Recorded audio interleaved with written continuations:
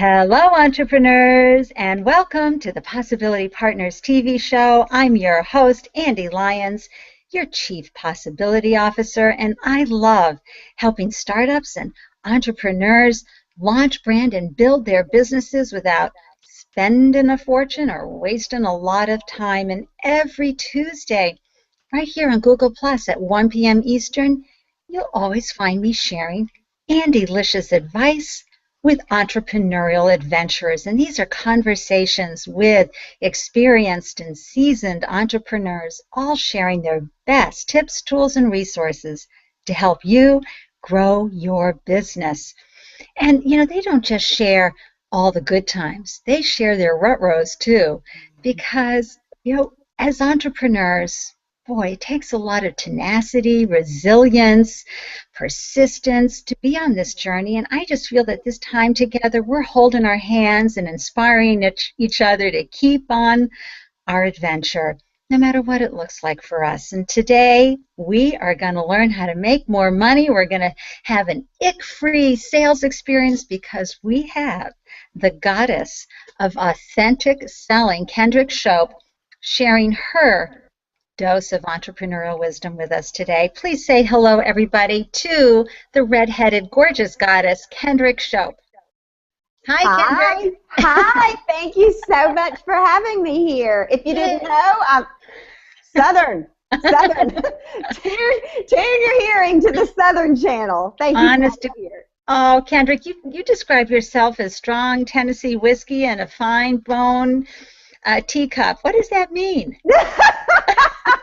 Well, Tennessee whiskey can burn a little bit. It can burn a little bit. But on the outside, everybody thinks that you're so sweet and so polished. People will say to me all the time, "You're so nice." And I'll just think, yeah, that's the accent. It does wonderful things. But Laura Del Rey described me one time as sweet as pie but tough as nails. And I think that's what it means. Willing to talk about the hard stuff, willing to go where other people sometimes don't feel comfortable going. But I'm going to do it with a little bit of Southern style and a little bit of Southern grace so it doesn't burn quite so bad. I tell you, how much fun is Kendrick? Oh, my gosh, she's so delicious. So, Kendrick, before you learned how to create the authentic selling experience for everybody, where were you when you became an entrepreneur? Is this something you've known since day one, or did you transition into it as a career choice? What happened?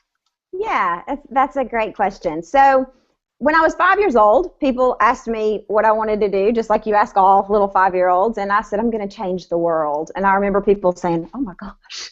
Like I could remember my Aunt Barbara looking at my mom and saying, oh no. And I had no idea what that meant, but that is what I thought my whole entire life. And so, stereotypical things happen. You go to high school, you go to college, and then you come out and you're like, well, how am I going to change that world with my big old psychology degree? And I got a job selling. I sold lumber for 5 years. I believe 5 years I sold lumber and building products. And that's sort of how I cut my teeth selling. And then I got a job worked for 2 Fortune 500 pharmaceutical sales companies and graduated from 2 sales schools. And that was my journey into selling. After working in corporate America for about 15 years, 12 to 15 years, that I want to change the world feeling just wouldn't go away. It was still there. And so I started, I worked with everybody trying to figure out how could I do that. And so that was the transition into creating authentic selling. But wow. it was not an easy journey. Lots of nights crying, thinking, why can't I just be normal? Why do I have this feeling, Oh, do I know? A lot of times they're just like, please change me into someone who's happy to work with others and doesn't get fired. There you go. So I appreciate that. So you were in pharmaceutical sales. Did you decide to, one day just to hang out your shingle and you gave your notice? How did that transition happen? Well, that wasn't an easy transition either. I was very successful. I was a top performing pharmaceutical sales rep. I made a lot of money. My husband thought I was completely nuts when I said, yeah, I don't think I want to do this anymore. He's like, what do you want to do? I mean, you're making a lot of money. You've got flexible hours. You're fantastic at this. What are you going to do? I was like, I don't know. I don't know what I'm going to do, but I cannot do this. And so one night I was rocking our daughter to sleep. She was 2 years old, and her name is Hallianna. And I told her the same thing. It's kind of the mantra. She's so sick of hearing it, I hardly say it anymore. But I used to tell her every night before she went to bed, you can be anything you want to be in this world. All you have to do is believe. And I realized at that moment, it was like somebody dropped a ton of bricks on my head. I put her in the crib. I walked into our bedroom, and I said to my husband, I'm living a lie. I'm pretty dramatic, so I didn't faze him too much. And I said, no, listen, put Madden down. He was playing John Madden football. I was like, put it down and listen to me. I am living a lie. And one day our precious baby girl is going to wake up, and she's going to say, Mommy told me every night for as long as I can remember she can be anything. I can be anything I want to be in this world. But Mommy gave up on her dream. So what does that teach me? It teaches me that dreams can't come true, that it's not possible, that it takes much more than believing. And so within a week, I had hired a career coach, and I went on a journey to try to figure out what I wanted to do. And within the year, I did quit my pharmaceutical sales job and started another journey of trying to build a business when I knew absolutely nothing about building a business. Nothing. Right. And why did you choose sales as your niche, so to speak? I didn't initially. So I got trained to be a Martha Beck life coach. I went through Martha Beck life coach training. It changed my life. It was amazing. But the problem was, as I attempted to make a living being a Martha Beck life coach, I hated it. I missed the exceed quota. I missed the numbers. I missed selling. And about that same time, I was in Marie Forleo's Adventure Mastermind, and there were some very successful business owners there. And they began saying things to me like, I've got a great business, but I think I could learn a little bit more about selling. And I was like, oh, I can help you with that. I'm happy to hop on the phone. And that's sort of the beginning of authentic selling. Wow. I actually hopped on the phone with not at the time, but to this day is a dear friend of mine, and she wanted to work on her sales conversations. And when I got done, she said, sweetheart, this is what you're meant to be doing, not life coaching. So, and entrepreneurs, it's like you get that. You go, oh, my God, this is what I'm meant to be doing. So you think, okay, so I'm going to go do that.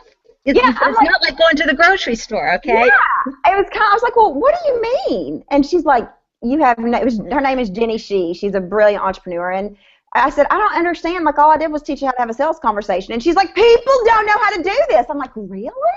And so that's sort of how it was born. Exactly. And so then you started to grow your business. And, of course, it happened right away, right? Right away, yeah. Like I went to bed one night, nobody knew who I was. I woke up the next day, no. The hardest part, I will say for me, once I tapped into selling, so once I tapped into the right thing, I was pretty fortunate that things took off very quickly. But here's why. Mm-hmm. I had spent a year trying to grow a life coaching business. I had spent a year investing, learning all the skill sets needed to run a business. I didn't need to learn selling, but I needed to learn marketing. I needed to learn finance. I needed to learn copywriting. I needed to learn blogging. And I had spent a year learning those things as I tried to grow my life coaching business. So once I realized that I was in the wrong business, I had the foundations. And so things did take off pretty quickly for me. Mm-hmm. Once I said, oh, yes, universe, this is how I'm going to change the world. This is my way. I love that. The year prior was a lot of hard work and a lot of learning and a lot of crying on the bathroom floor saying, have I lost my mind? And it gets even harder, right, when you've invested a lot into your business, and perhaps you've used savings or you're using debt financing through your credit cards, and all of a sudden it's like, wow, I got to go feed my family. Did you have a moment like that? A moment? If I had $1 for every moment like that, I would retire. I spent 6 figures investing in my business. 6 figures before I made a penny.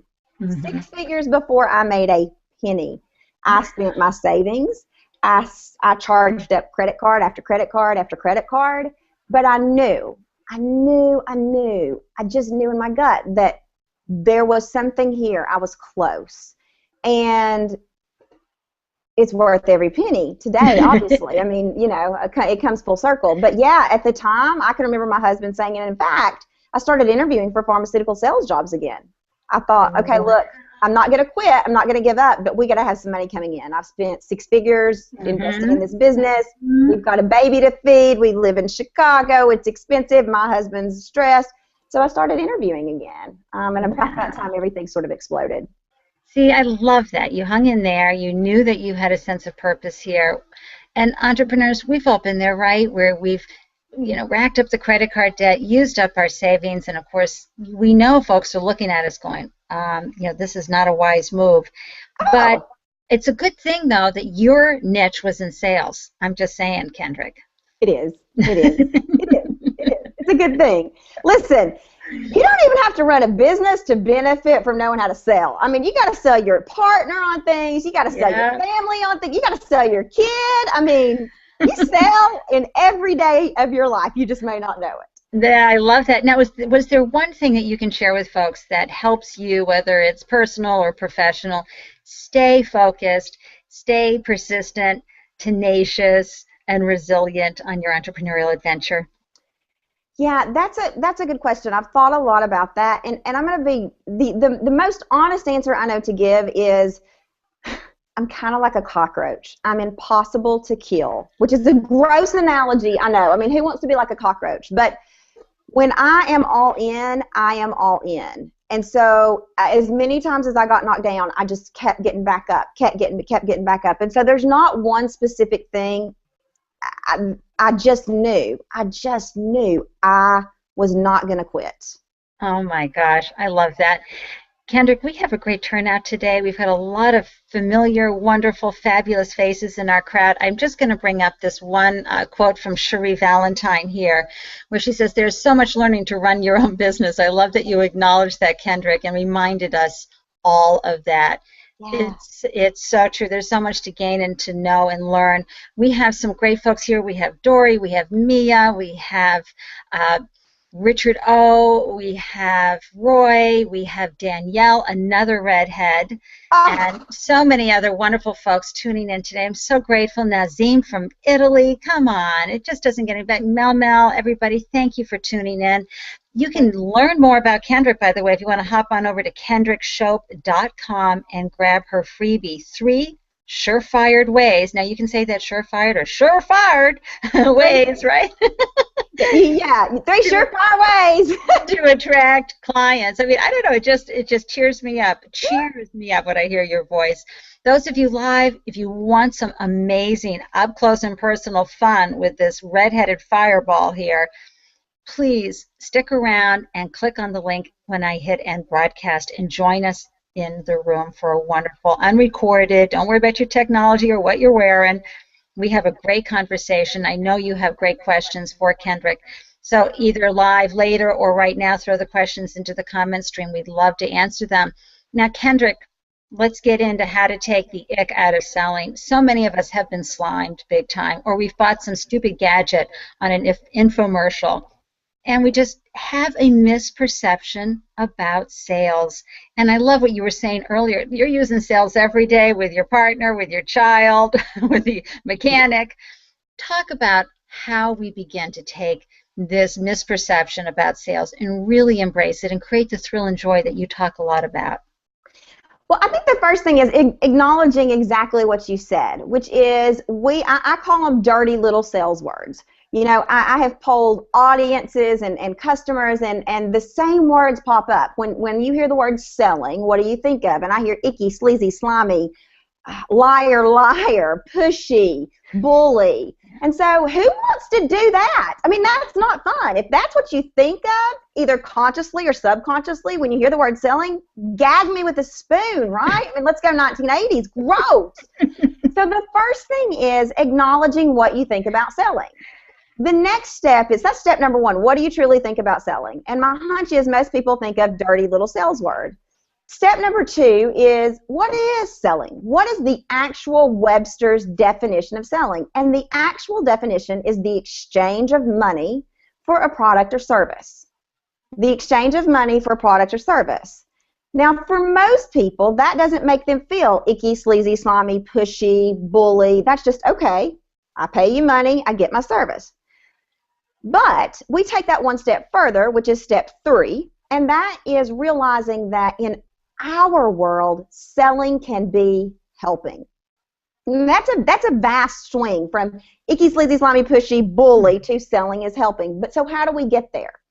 And this is the analogy I like to give people. If you knew of a product that could save people's lives, if you knew of a product that when somebody had a heart attack, if they took the product immediately and the person was going to live, their heart was going to repair, there were no dangers, just the perfect product, you would be shouting it from the rooftops. Right? Yeah. The same is true for your product or service. If your product can improve, or your service, somebody's life, health, weight, business, existence on this planet, whatever, and you don't tell them, shame on you. Selling is helping. Tell me how you can help me. Tell your customers how you can help them. And there's nothing icky, sleazy, slimy, pushy bullying about that. So that's really the first step, is reframing what we think about selling. But until you do that, anything else I teach you really doesn't matter. Because if you show up and it feels gross, then it's going to be gross. I love that. How can I help you? It really is about reframing your mindset around this very important part of your job as a small business owner. And trust me, the big sales, even if you've pulled back in your business and out of the workflow, you are still going to be there when the big deals are being closed. And you need to know how to have this skill set. So where do we go next with that? Because I remember you telling me that the first person we have to sell is ourselves. Is that what you were just talking about? Well, no. So that's the next step. So the first step is reframing what you think. The other thing that's important to mention is I hear a lot of people say sometimes, well, why do I need selling? Look, I know how to market. I know how to do all those other skill sets. Why do I need selling? And here's a little bit of that Tennessee whiskey coming in. Without sales, you don't make money. So unless you are a charity, and there's nothing wrong with that, but if you are a for-profit business, you have to sell, because the definition is the exchange of money for a product or service. So if you want to make money, you have to know how to do this skill set, but it doesn't have to feel gross. So after we reframe our thoughts about selling, the next step is the most important sale you're ever going to make, and that's to yourself. So what do I mean by that? If you don't believe that your product or your service can help someone, if you don't know how it can change someone, and by that I mean the end result, so not just help them lose 10 pounds, but what does that really mean? What does it mean for the woman who has just had a baby, who's feeling sort of not so sexy anymore, she's got this extra baby weight, and you help her lose 10 pounds, what does that do for her? Does she feel more empowered? Does she feel more beautiful? Does she feel like a better mom? I don't know. But the point is, you have got to know how your product or service helps someone. And when you know that, then you are sold yourself. You've got to know. You've got to believe in the difference your product or service makes, because if you don't, you can't sell other people. You know, if you think, my product's okay and I'm just starting out and I'm learning, sorry, I don't want to give you my hard-earned money or my precious time. I want to buy from someone who believes in themselves, and so do you, who believes in their product or service and the difference it can make. Now, is there a part in the sales process where you can build that trust and deepen the relationship so they have faith and want to buy from you? Because you talk a lot about friends buying from friends, so there must be an engagement part, where you really become a friend with the folks that you're working with. And Yeah. So after we start by reframing what we think about selling, and then the next step obviously is selling ourselves. You don't need to go sell anybody until you're sold, until you can answer the question, would I pay what I'm asking? And do I see the value? Can I articulate what the difference that it makes? If you can do that, then you have permission to go out and sell the rest of the world. Mm-hmm. And so how do you do that? And one of the things I talk about is, all things being equal, friends buy from friends. All things being unequal, friends buy from friends. So what does that mean? I always joke and say, does that mean you have to go Forrest Gump on people and make them your best good friend? And of course not. But statistically speaking, the number one reason people don't buy a product or a service in any industry, from Apple, from Best Buy, from you, from me, is they don't trust that the product's going to do exactly what is promised, or they don't trust that the service is going to do exactly what we promised. So trust is the magic thing here we have to earn. And how do we do that? Just like Andy said, through engagement, through showing people commonalities, through becoming a friendly type presence in their life, through showing up on social media and adding value, through blogging the same day, the same time of week, every day. That adds trust, consciously or subconsciously. All these little steps go together to equal an ick-free selling experience for you and an ick-free buying experience for your customer because they're buying from someone they trust. See, I love that. I do know from personal experience that a lot of times we do really well. We get things rolling in the sale process, and then there's that final follow-up that needs to happen, and we tend to drop the ball. What happens to us in that period of time? Well, there are a couple of things. The first thing that is really important for people to understand is 50% of all sales are closed in follow-up communication in any industry. 50%. So if you're not making enough money, if you're not having enough clients, my first question is always, are you following up, and how much are you following up? But the next response I can just about anticipate is, I don't want to be pushy. That's great. I don't want you to be pushy either.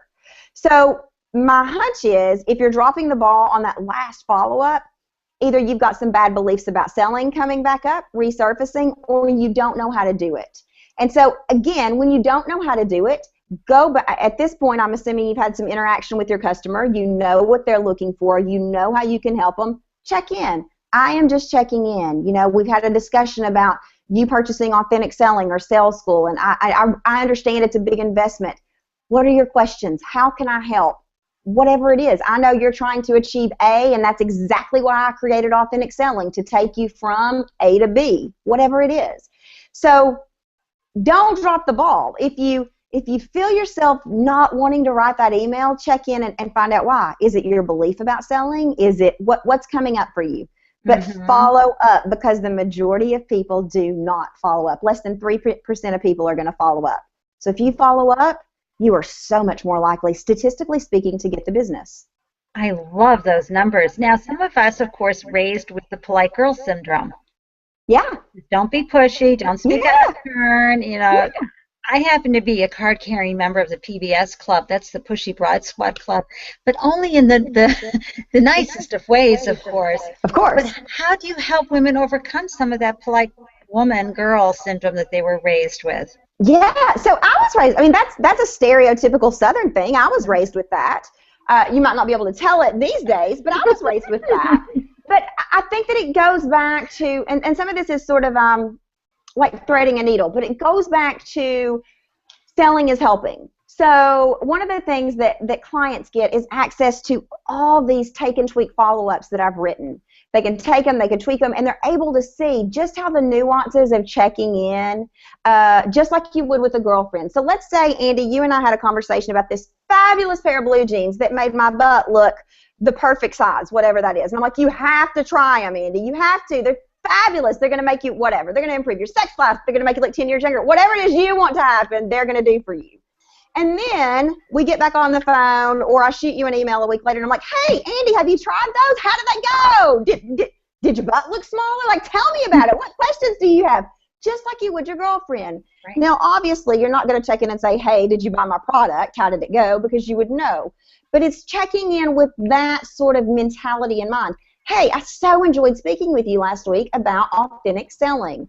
I remember that you were struggling with X, how to make money in your business and how to close more consults. I'm completely making this up as we go.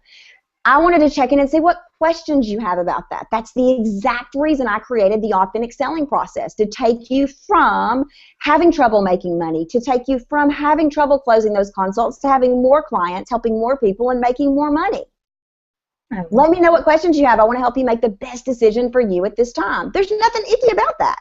By the way, that's an exact follow-up. So you could like write that down word for word. I guarantee you it'll get you some business if you use it correctly.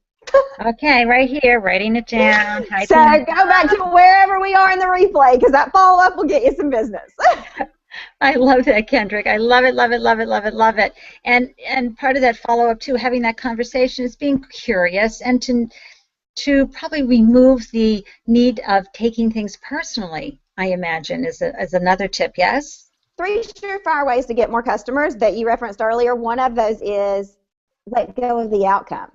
If someone says no to you, it is not necessarily, that's a double negative, it is not necessarily, again, a double negative, a reflection of you. It may be a reflection of your product or service, but it doesn't have anything to do with you. And if it does, then they're probably not your people anyway. Right. I understand some people are not going to work with me, and that's okay, but here's the thing. If I am all in my head, if you are all in your head thinking, oh, I sent this person an email and they didn't respond, and did I say too much, and did I say the wrong thing? I mean, hello, do I even have to finish that sentence? No. I mean, if you're taking everything personally. So I have customers all the time say, well, I sent the follow-up and I heard nothing back. And I'm like, okay. I'm like, well, shouldn't I have heard something back? I said, I don't know. I don't know your customer. Maybe her roof started leaking. I hope not. Maybe there was an ice storm. There's an ice storm where Ande is today. I don't know. We have no idea what's going on in his or her life, and we're not responsible for that. It is your job to check in, to tell how you can help. It is their job to be an adult and say, yes, I want to work with you, or no, you don't. But don't take it personally. You have no idea what they're dealing with or what they're going through. Oh, my gosh. I don't know about you guys. This advice is unbelievable. It's so fabulous. Thank you, Kendrick. I got to tell you, if you're not taking notes, I don't know what else we can do to help you in getting the sales. But let's have a few questions from our wonderful audience today. We have Mel who says, what is the best way to sell? Well, I think you're just going to need to go and hop on to Kendrick's class. Tell us a little bit about your school, Kendrick. Yeah, so, and I'll give you an answer to that as best I can. I created a sales school for entrepreneurs like us, people who want to know more about how to sell in a way that is conversational, in a way that is engaging, in a way that gets customers but does not feel icky, sleazy, slimy, pushy, or bullying. And so it's a 6-week live class because I love live. So I'm on the phone. You're going to have slides where I teach you principles of selling. Now, I graduated from 2 sales schools myself in pharma sales, so I know a thing or two about how a sales school should work. So I didn't just dream this up one night. That's important for me to tell you. I don't know why, it just is. So what's the best way to sell? In my opinion, the best way to sell is through engagement selling. So I read a book one time that said, I'm trying to remember the exact name of the book, The Relational Sell is Dead, I believe was the name of the book. The Relational Sell is Dead. And I just thought, with all due respect to whoever wrote the book, you're completely wrong. The relational sell is not dead. The relational sell, especially in the internet marketing world, is more alive than ever. The people who are willing to go the extra mile, to jump in on social media and say, hey, I can help you with that. Hey, you got a question about selling and how to follow up? You know what? I sold for 15 years in corporate America. What's your question? I'll help you for free. No charge, no nothing. The people who are willing to engage, relationally sell and sell through engagement and jump in and help people free of charge and then follow up are the people who are going to get rich. So that's the best way to sell, in my opinion.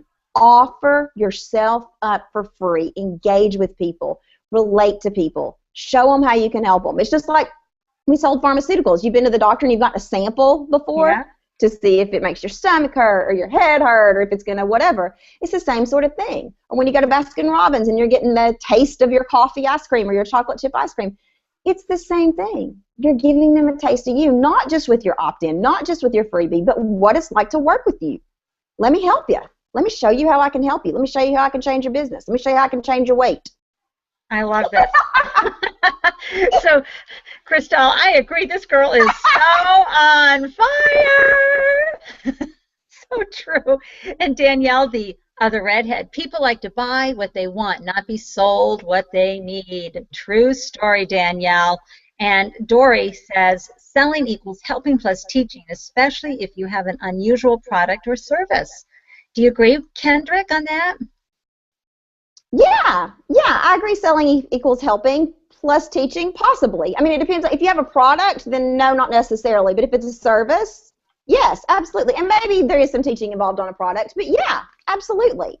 The thing that people who in any industry who make money selling, who are top salespeople, some things that they do better than anybody else is they know their product inside and out. Mm-hmm. So, for example, I went to the department store this weekend and I asked different cosmetic counters about face cream to make my wrinkles go away. And I walked away, and I'm not usually judgmental like this, but I walked away and thought, I bet those people never sell anything. Like, the only thing they could tell me was, it's really good. It's one of the best. I'm like, well, what does it do? Well, it's just really good. It's like cutting edge technology. They couldn't tell me anything about their product. So, yes, through that mode, they need to be able to teach me what their product or service can do. So, yes, I do agree with that. Yes. Yeah. Nazim, I'm so sorry. I lost the pin on your question, but you said, how are you balancing the work and the family? And of course, I love that a man's asking this. Gloria Steinem would be so thrilled. But and with all due respect, I know you guys are all doing a great job balancing the same issues that women are, which is how to keep the priorities in our life moving forward. Yeah, it's a great question. And the honest answer is, I don't always do it super well. I don't. There are days, I did a KTV one time on Mother's Day, actually, about what it's like to try to balance, because it's one of the number one questions I get, what it's like to try to balance, you know, a business that's successful, that makes a lot of money, and being a mom. And I said, you know what, there are days when we wake up and we're like, well, we don't have clean underwear. Now what are we going to do? I mean, it's just true. There are days when I look like a demon because I've been up 24 hours straight. The reality is, one of the things I did pretty early on when I saw this conflict of time was I sat down and I said, what's my number one value in this whole world? And it's family. It's family. Number two is my business. Now, what happens when those two things conflict? And they do. I was telling Andy before the show, last year in Bentonville, Arkansas, we missed 14 days of school for snow. And so my 5-year-old daughter was home, and I had customers in Paris, Australia, all over the world. And I'm like, what am I going to tell them? I said to my husband, what am I going to tell them? I'm sorry, I can't meet with you today because my 5-year-old's home and we got snow in Bentonville, Arkansas.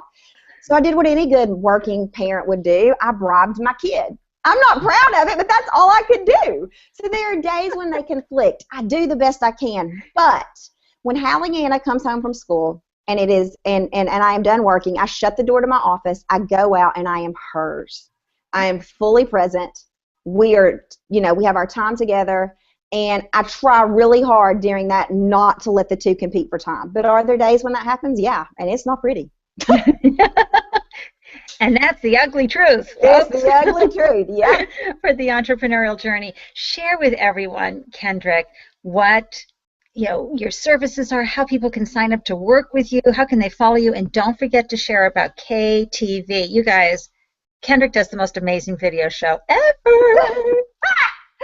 Well, it'll make you laugh if nothing else, right? So right now this is a terrible, terrible thing for a salesperson to say. There's no way to work with me right now. I work one-on-one with people, 10 people a year, and so I'm booked for 2015.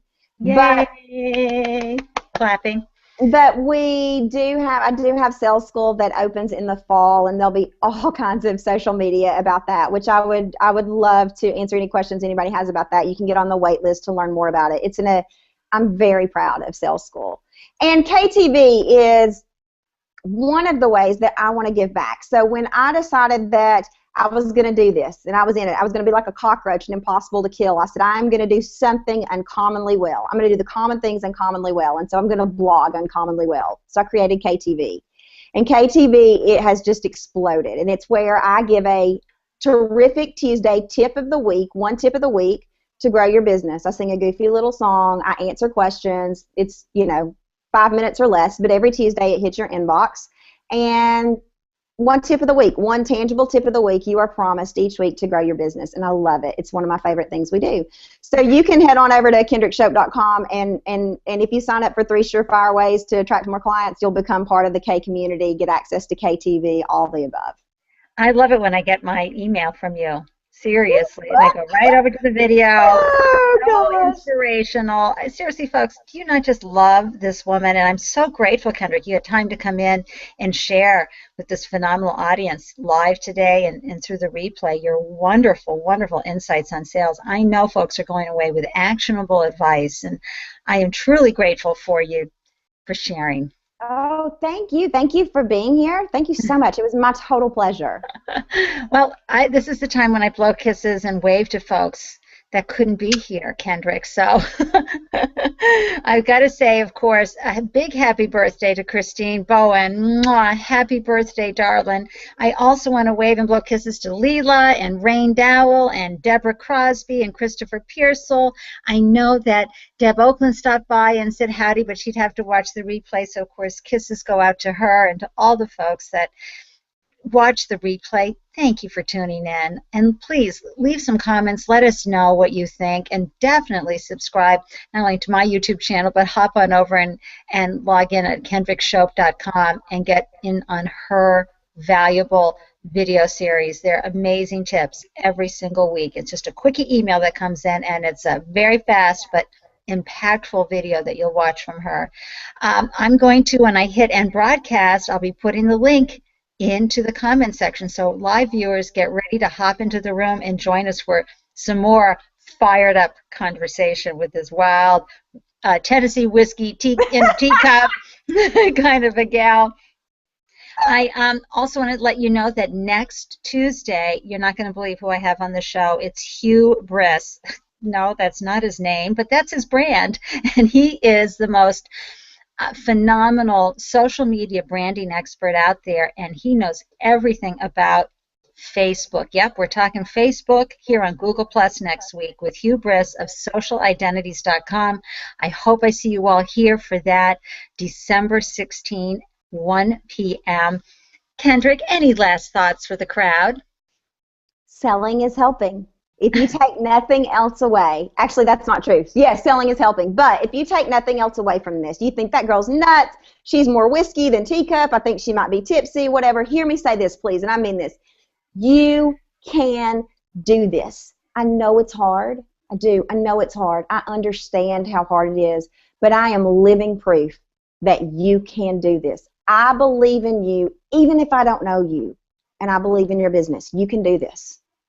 I love that. And one final little quote here from Roy Montero. Kendrick Shope shares that we need to give people a taste of ourselves.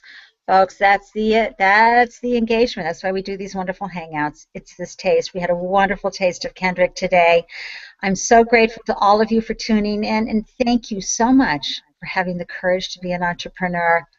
I am so in awe and wonder of you and your journeys.